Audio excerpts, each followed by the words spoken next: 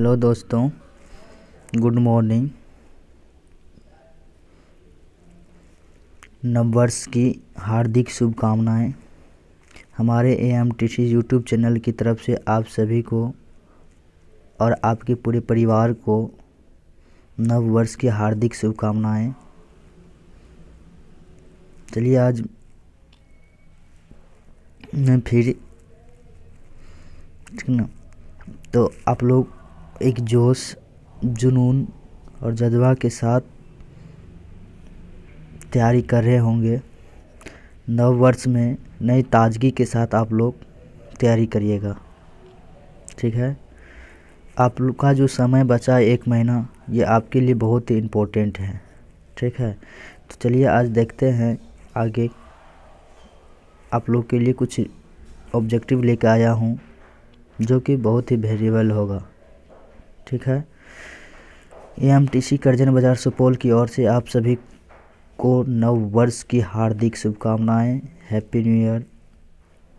समाप्त होते वर्ष में मेरे मन, कर्म और वाणी से यदि किसी को भी ठेस पहुंची हो तो मैं हृदय से क्षमा प्रार्थी हूं।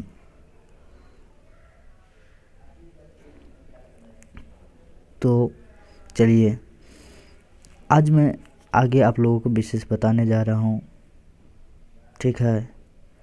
तो इसमें उम्मीद है कि आप लोगों को बहुत ही बेहतरीन होगा। ये थोड़ा मेरा छोटा सी एड है जहां ये मेरा संस्थान है कि AMTC Karjan Bazar advance mathematics tuition centre Karjan Bazar Supaul, ठीक है। हमारे यहाँ 6 से लेकर के 10+2 तक के सभी विषयों की पढ़ाई होती है, साइंस और आर्ट की। और देखिए नया बैच जो है 9th 10th 12th का आर्ट और साइंस दोनों का न्यू बैच शुरू हो रहा है।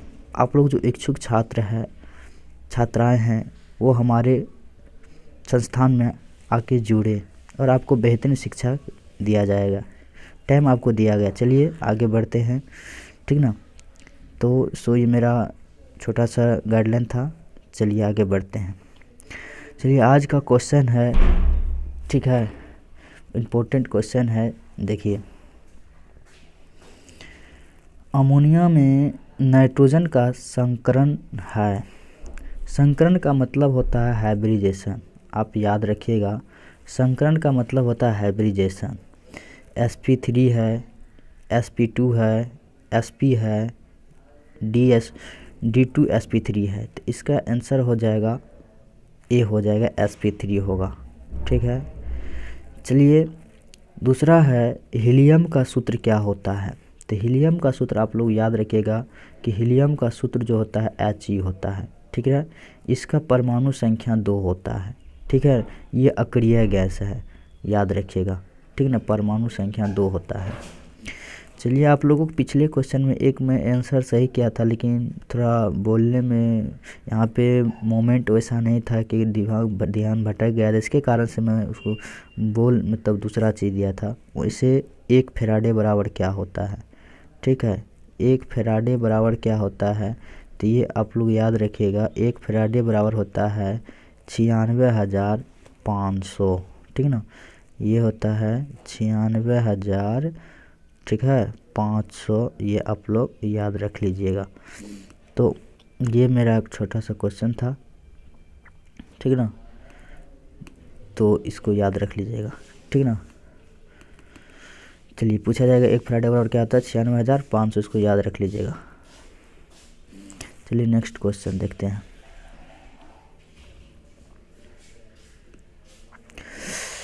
आवर्त सारणी के ग्रुप फर्स्ट के तत्वों को जाना जाता है, किस नाम से जाना जाता है। आवर्त सारणी के ग्रुप फर्स्ट के तत्वों को किस नाम से जाना जाता है। क्षारीय धातु, क्षार, भूमि धातु, अक्रिय गैस कोई नहीं। तो आंसर इसका हो जाएगा क्षारीय धातु। इसको क्षारीय धातु के नाम से जाना था ग्रुप 1 को। और ग्रुप सेकेंड को जो होता है, ये इसको याद रखिएगा, ठीक ना। ग्रुप सेकेंड को आप लोग याद रखिएगा, ये जो है क्षार मृदा के नाम से जाना था, ठीक है। क्षार मृदा के नाम से, इतना चीज़ याद रखिएगा। इस क्षार धातु को क्षार मृदा धातु के नाम से जाना जाता है, ठीक है। चलिए देखिए अगला क्वेश्चन। संक्रमक तत्वों को और भी नाम से जाना जाता है। मतलब ये हुआ कि संक्रमक तत्व जो है उसको और किस नाम से जाना जाता है। तो आप लोग इसका आंसर याद रखिएगा, है ना। संक्रमक तत्व किसे कहते हैं? एस ब्लॉक, डी ब्लॉक, है ना, पी ब्लॉक और एफ ब्लॉक। तो मतलब ये हुआ, तो संक्रमक तत्व को, है ना, डी ब्लॉक के नाम से जाना जाता है। आंसर क्या होगा? सी, डी ब्लॉक।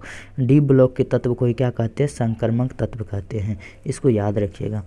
देखिए यहाँ पे 5 नंबर का क्वेश्चन है, ये हमको संरचना दिया, यौगिक का नाम पूछ रहा है। तो इसमें यौगिक का जो नाम हमसे पूछ रहा है, तो इसमें यौगिक का नाम बेंजीन है ना, हाइड्रोक्साइड है, फिनॉल है ना, फिनाइल है, बेंजाइल है। तो इसका आंसर आप याद रखिएगा, इसका आंसर हो जाएगा बी, आंसर हो जाएगा फिनॉल है। देखिए याद रखिएगा, फिनॉल में क्या होता है? बेंजीन में अल्कोहल जुड़ा होता है, ठीक ना। याद रखिएगा, बेंजीन में जब अल्कोहल जुटा रहता है तो उसको हम क्या कहते हैं? फिनॉल कहते हैं। अल्कोहल होता है ना, C2H5OH होता है, याद रखिएगा। इसका फार्मूला होता है C2H5OH होता है। अब देखिए, तो ये हो गया अल्कोहल, और अल्कोहल हो गया। और फिनॉल में क्या होता है? बेंजीन में अल्कोहल जुटा रहता है, मतलब फिनॉल में, याद रखिएगा। चलिए अगला क्वेश्चन। पॉलीथीन एक बहुलक है, किसका है? इथेन का है, इथीन का है, प्रोपेन का है, इथाइल का है। तो मतलब ये हुआ कि ये पॉलीथीन जो है किसका है?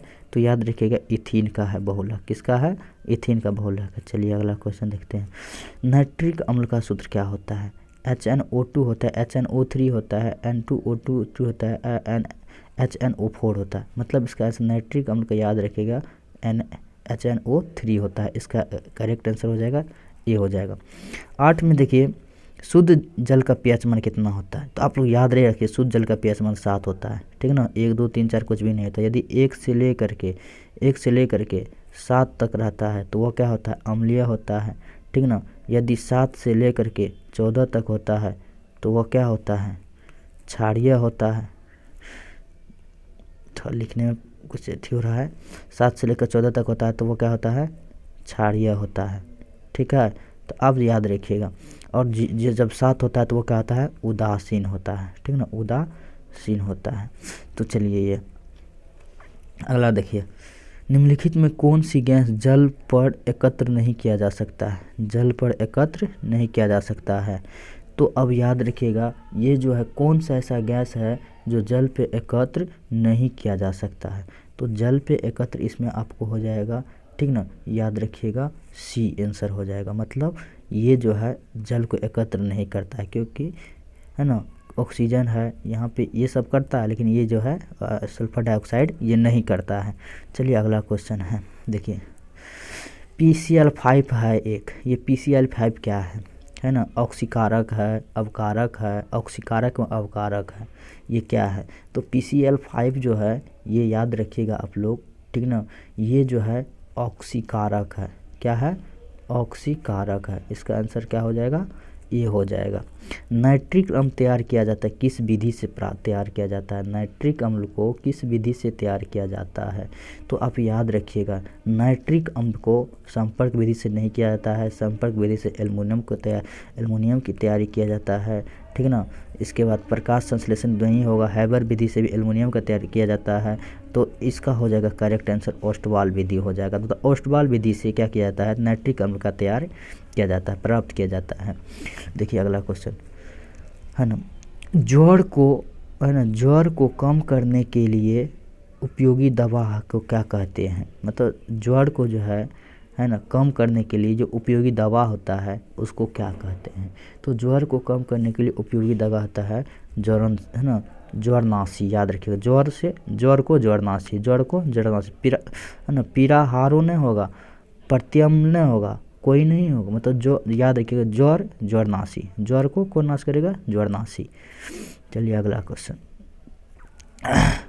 देखिए, इसमें है निम्नलिखित में से कौन लिथियम एल्युमिनियम हाइड्राइड, इसको पढ़ेंगे लिथियम एल्युमिनियम हाइड्राइड, ठीक ना, द्वारा अभिकृत होकर ethyl alcohol C2H5OH ethyl alcohol, इसी को अल्कोहल कहते हैं, याद रखिएगा, है ना। तो इथाइल अल्कोहल क्या किया जाता है? देता है। तो कौन देता है इथाइल अल्कोहल? तो याद रखिएगा, इसमें इसका फिर से देख लिए, ये जो है ऐसा कौन किसके द्वारा, ये उत्प्रेरक होता है लिथियम, है ना, एल्युमिनियम हाइड्राइड के द्वारा अवकृत होकर इथाइल अल्कोहल देता है। ठीक है, तो कौन देता है, तो इसका आंसर हो जाएगा, ये जो हो जाएगा, याद रखिएगा, डी नंबर का हो जाएगा CH3COOH C2H5।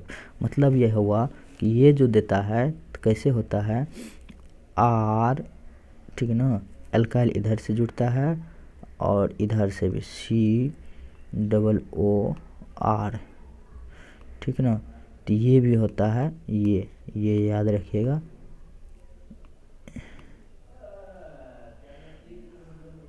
R, तो इधर से भी अल्काइल ग्रुप, इधर से भी अल्काइल, दोनों ओर से होता है अल्काइल ग्रुप जुड़ता है। चलिए अगला कुछ, अल्कोहल हैलाइड को किससे बनने में प्रयोग किया जाता है ना, किससे बनाने में प्रयोग किया जाता है, तो एल्केन से, एल्किन से, है ना, अल्कोहल से। इसका आंसर सभी हो जाएगा, याद रखिएगा। मतलब अल्काइल हैलाइड की, है ना, को किससे बनाने में प्रयोग किया था, मतलब किस किस से बनता है, याद रखिएगा। तो आप लोग पीछे पढ़े भी हैं, एल्केन से भी बनाया जाता है, एल्किन से भी बनाया जाता है, अल्कोहल से भी प्राप्त होता है। ठीक है, मतलब इसका आंसर सभी हो जाएगा। ठीक है, अल्कोहल हैलाइड एवं सोडियम धातु के बीच की अभिक्रिया को क्या कहते हैं। अगला क्वेश्चन है, अल्कोहल हैलाइड एवं सोडियम धातु के बीच की क्रिया को या अभिक्रिया को क्या कहते हैं। बुर्ज अभिक्रिया कहते हैं, कोल्बे अभिक्रिया कहते हैं, है ना, क्लीमेंसन अभिक्रिया कहते हैं। इनमें से कोई नहीं होगा, तो इसका आंसर याद रखिएगा, इसका आंसर जो होगा बुर्ज अभिक्रिया कहते हैं। क्या कहते हैं, बुर्ज अभिक्रिया कहते हैं। तो इस बात को आप लोग याद रख लीजिएगा। चलिए, तो आप लोग को फिर बता रहे हैं, है ना, इसको याद रख लीजिए। सारा क्वेश्चन जो है इम्पोर्टेंट क्वेश्चन है। ठीक है, मतलब ये VVI क्वेश्चन है। ठीक है, याद रखिएगा, ये क्वेश्चन इसी टाइप का आपको पूछा जाएगा। अधिकतर आप याद रखिएगा, आपको P ब्लॉक से पूछा जाता है। ठीक है, तो P ब्लॉक से ज़्यादा आप याद रखिएगा। ठीक है ना, P ब्लॉक से। तो चलिए, आपको जितना बताएं, उम्मीद है आपको बन गया होगा। मतलब आप ट्राई करिएगा, इसको खुद से कितना बना लेते हैं।